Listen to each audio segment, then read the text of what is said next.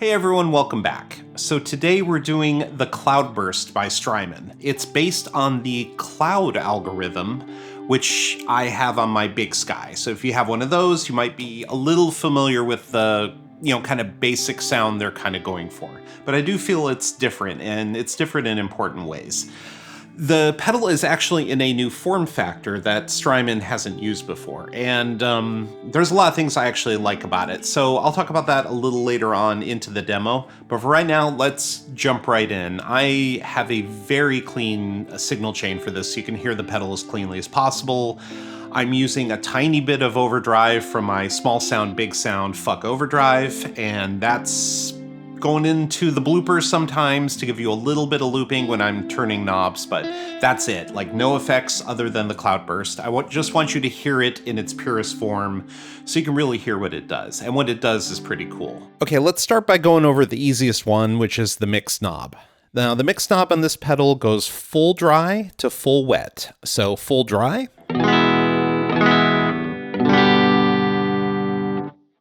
to full wet.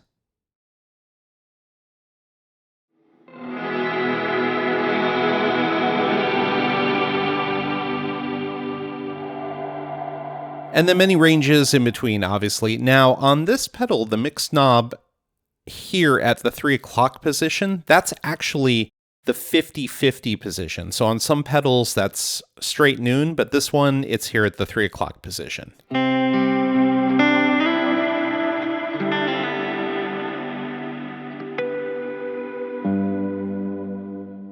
So let's talk about the most important control on the pedal, which is the ensemble toggle. Now, this ensemble function generates this kind of harmonically rich pad under your playing, and it sounds a little bit like a string section. It sounds to me very synthy and very clean, so let's listen to this. Now, you don't have to have it turned on, so if you have it turned off, this pedal is simply a very nice Lush reverb. And actually, I'm going to kill the mod and just kind of give it a kind of standard set here.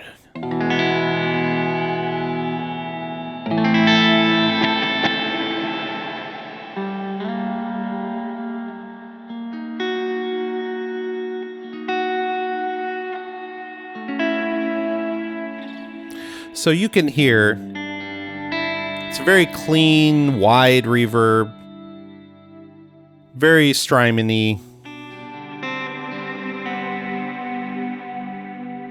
I'll keep the mod off just so we can really hear what's going on. Now, there's 3 settings on the ensemble. There's off, there's Mezzo Piano, and then there's Forte. So Mezzo Piano is more of a medium amount of the ensemble effect. So I have a loop here, so let me play this, and then you can hear when I bring in the ensemble.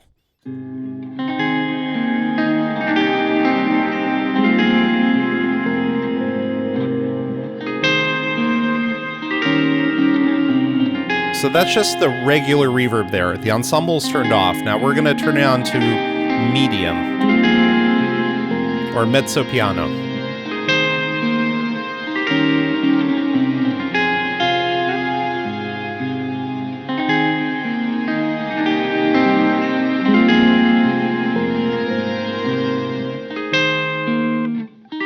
So this is the loop, nice and dry.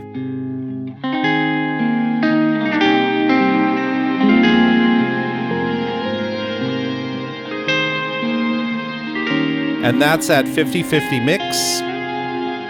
Here's full mix so you can really hear what the reverb's doing and what the ensemble's doing.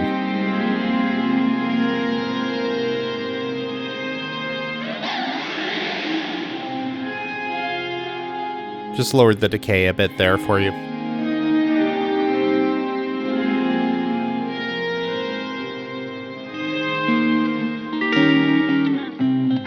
Now let's hear Forte.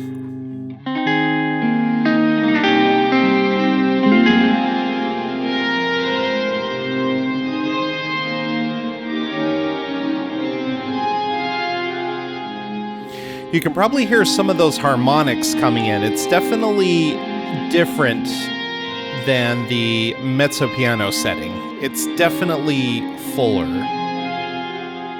So there's Mezzo Piano.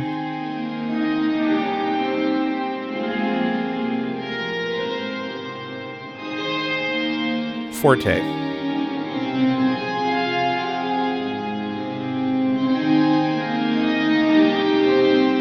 It sounds a little more like an organ here almost. So moving on to the decay knob. The decay on this pedal is pretty long. It goes over 50 seconds in length when it's fully dimed. So you can lower the settings to, kind of reduce the size of the room.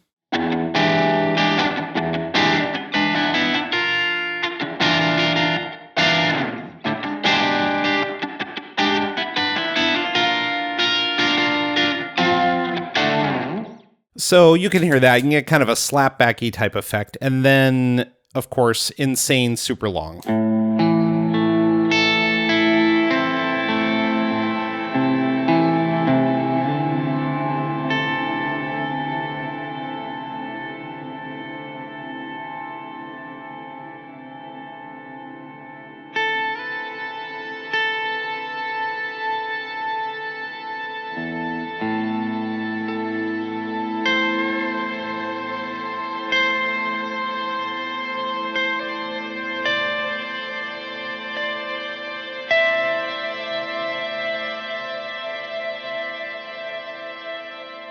So now we're on to the mod knob. So this obviously adds some modulation to the reverberated signal.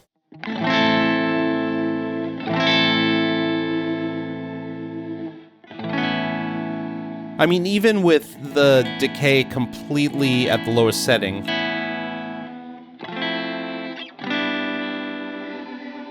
you definitely get some cool sounds.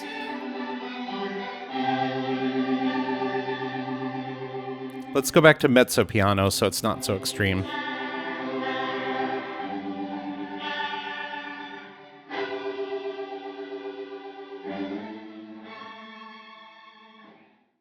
Let's let the pedal kind of do what it wants to do, which is a longer decay. And I'm going to slowly feed in the modulation so you can hear it, because the modulation actually, I feel it sounds a little different on each of the ensemble settings. So I'm going to run the loop again.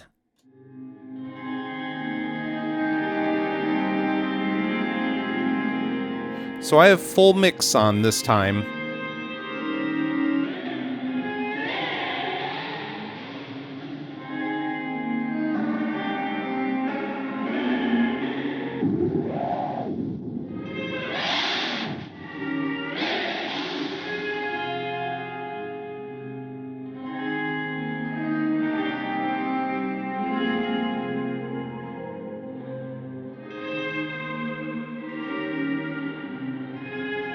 Now this is full mix, so you're really hearing what it's doing. It does not modulate your clean signal. It modulates the reverb only.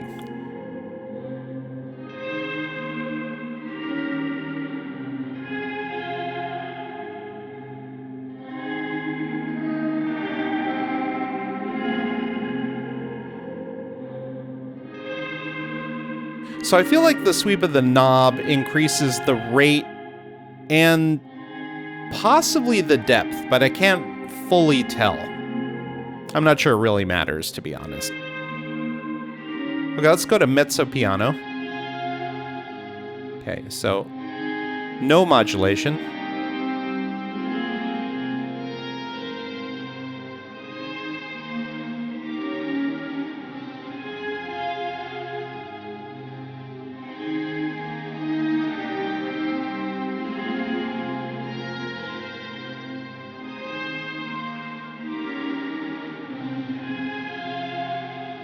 It's funny, listening to this now, I feel like the modulation knob doesn't really change the speed of the modulation, it changes just the depth.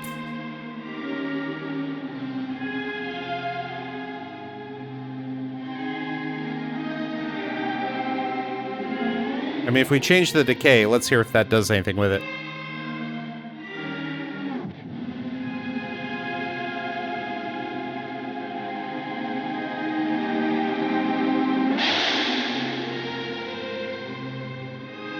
Okay, let's listen to the modulation on the Forte setting.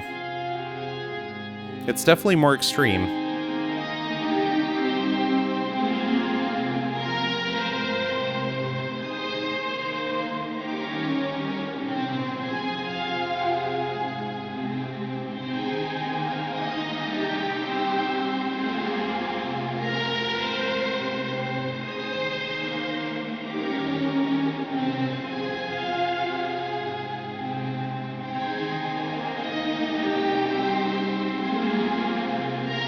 And then if you turn the mix off,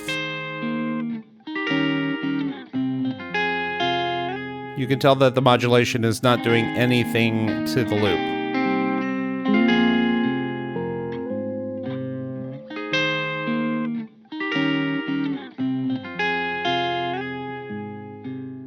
So now we're on to the tone knob. Now the tone knob adjusts the high-end content of the reverb according to the manual. So lower settings, it's going to be darker and warmer, and higher settings are going to be bright and crisp. And there's a lot of interaction with this tone knob and the different ensemble effects.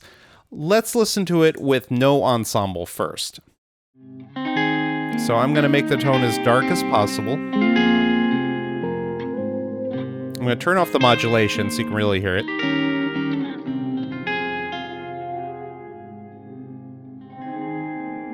So that's ensemble off, full mix, so you can really hear it.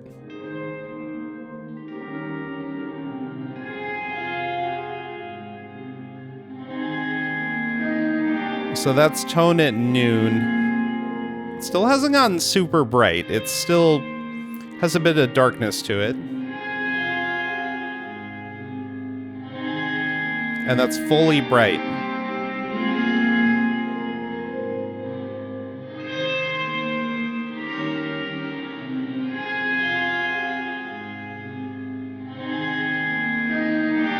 I feel like at full bright, the tone on this pedal, and this is something I notice at times with the BigSky, it gets a little, almost like it clips a little bit. It's very subtle, but I hear it in there. Either that or my headphones are going out, which is, who knows, right?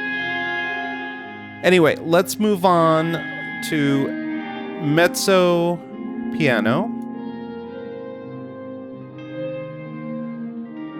So that's the darkest tone.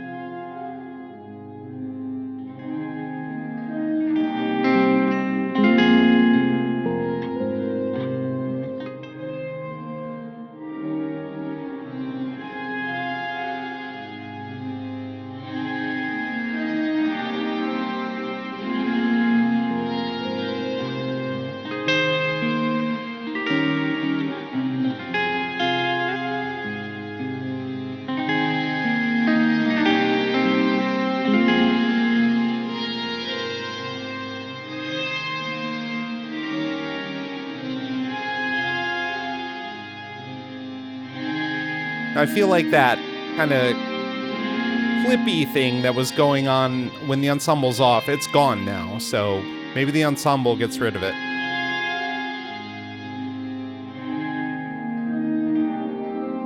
Yeah, very cool. Okay, let's go to Forte.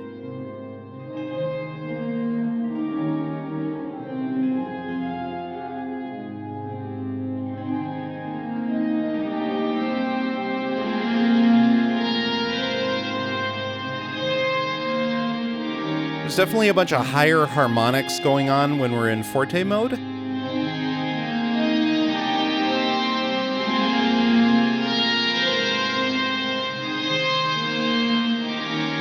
You can really hear it just kind of shimmering away there.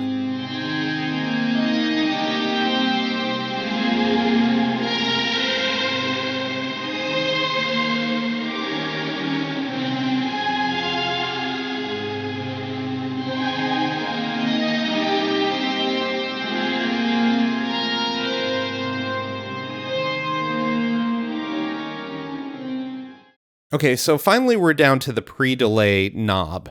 Now, this sets the amount of time before the reverberated signal appears, so it's typical pre-delay. There's a lot of information about pre-delay and how to use it. I think it's really good for big reverbs because it delays the onset of the reverb so that you can actually keep your notes a little bit more unaffected, until the reverb comes in. If you're using pre-delay,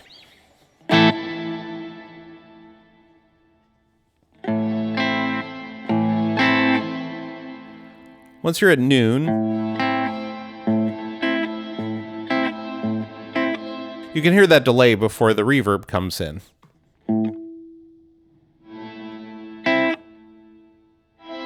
Now, I don't know how much pre-delay this has on it, but that's a significant amount there.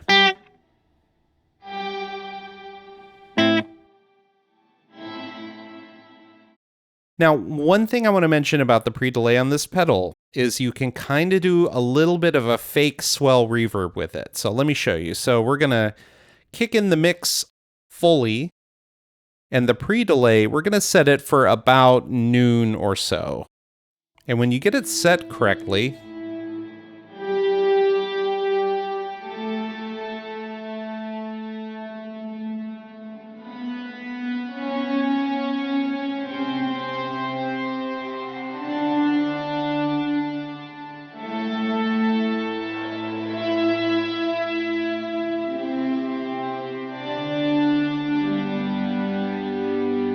oh, and finally, sorry, I'm distracted by little Sophie here.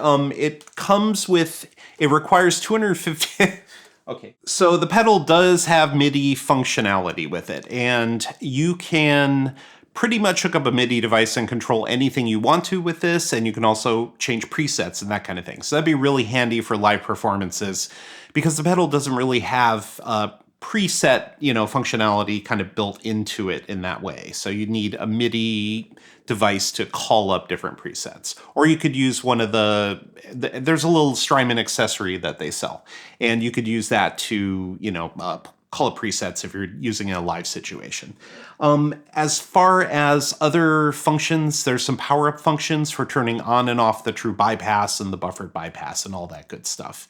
In addition to that, the pedal... Sorry, she's distracted me a little bit.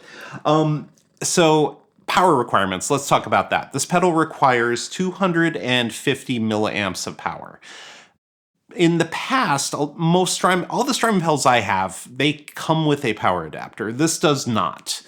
So you're going to need to make sure you have a power supply that will provide you with 250 milliamps. It's just one of those things to keep in mind.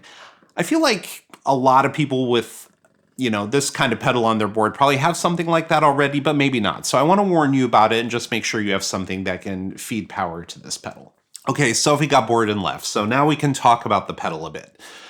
First thing, let's talk about the form factor. So the form factor on this pedal, I like it because it's small. It's the size of kind of a normal pedal now, which is good for my pedal board, which is bursting at the seams. And for live shows, maybe you don't want a bunch of giant pedals all over your pedal board.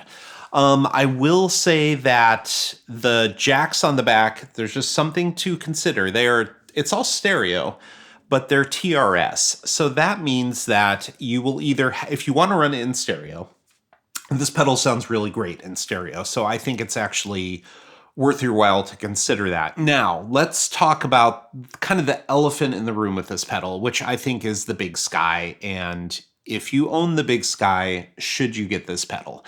I'm not going to answer that in this video because I frankly didn't take out the BigSky and put it next to the Cloudburst and listen to the two together and compare them. My sense, just from memory of playing with the BigSky, is the Cloudburst is very different from the Cloud algorithm. I think they're in the same family. I think they have the same kind of majestic, super clean, big, wide Strymon choral vibe to them. There's this harmonic richness in the ensemble section that is going under your playing, and it's just kind of sitting there floating around.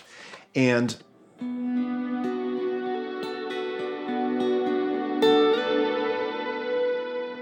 it sounds very synthy in a good way. I wasn't sure I was going to like this pedal when I first got it, because again, I'm not a big shimmer reverb person. I don't feel like this is really a shimmer reverb. I think this is doing something different. When I got this thing, I started playing it, and 45 minutes passed, and I looked up and I said, oh my God, I can't believe I just got lost there.